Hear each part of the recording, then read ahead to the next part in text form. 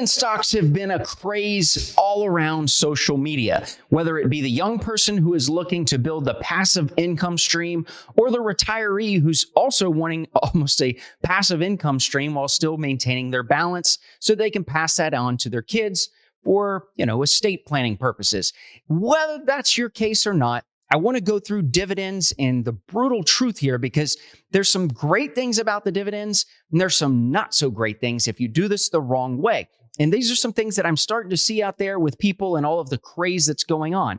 Now, what you got to understand is there's some real benefit here if you do this the right way when it comes to the dividends. The IRS says, hey, in 2023, if you make $0 to $44,625 as a single filer, you pay 0% tax if you have on the dividends. If you make between $0 and $89,250 as a married filing jointly person, again, 0% tax on the dividend.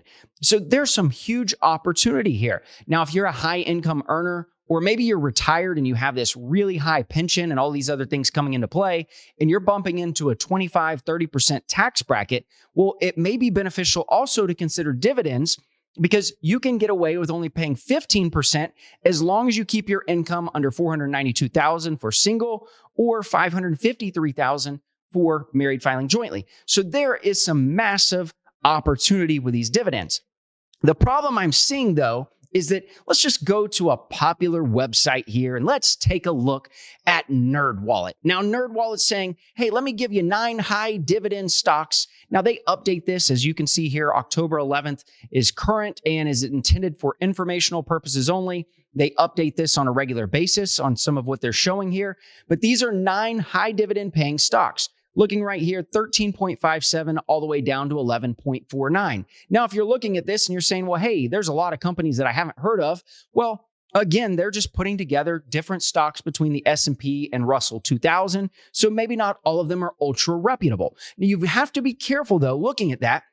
Because if you're grabbing stocks that aren't ultra reputable, maybe they've paid a dividend, but as their stock continues to fall and they're still paying that same dividend, that means the yield is actually going to go higher. So they're going to be paying a higher dividend to you. So it's going to look attractive, but now you're in this stock that may not be the best stock to buy. So you have to really focus on that because let me show you just the actual performance of this portfolio. If we're looking at these 9 high dividend stocks from NerdWallet, we're looking right here, and since January of 2022, are right there at it. This is the latest that I could go back because some of these stocks weren't actually pulling up the data prior.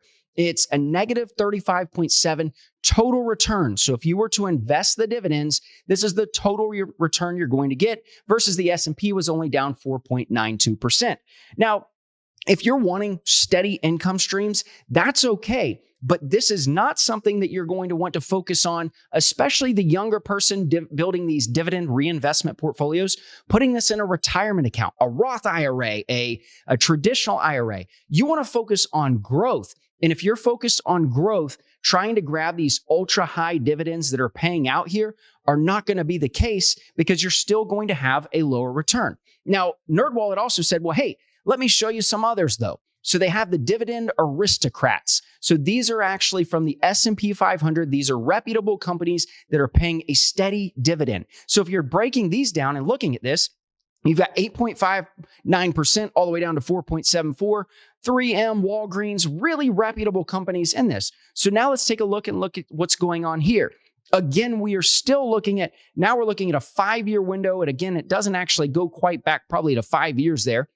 But if we're breaking this down, we have a 61.17% return on the S&P 500 versus a negative 12.8 total return with a 5.93% dividend. If you're doing this in a Roth IRA or an IRA, as I'd mentioned, that may not be what's best for you to get that growth. If you're building out a joint account, though, there could be some great opportunity for you for that passive income, but just know that you're going to watch your stocks continue to go down sometimes. Most dividend stocks aren't built for growth opportunity. They're built to actually pay out the dividend, kind of stay where they are. They're not these really ultra high flyers, your Nvidias, your Teslas, your Facebooks, or Metas now. You're not seeing those out there paying dividends. because they're still in growth mode. They're taking their earnings and they're reinvesting that in the company with hopes of building the company even bigger. Well, that's an attractive stock for actual growth.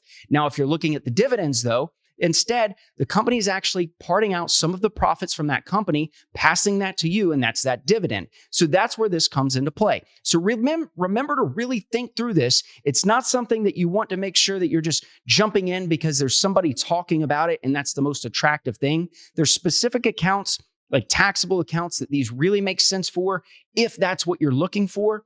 But if you are looking for growth, dividends may not be your best option. Thanks for watching. If you want to learn more about Jazz Wealth and how we can help as fiduciary advisors, go to jazzwealth.com. If you want more educational content, be sure to check out our videos here.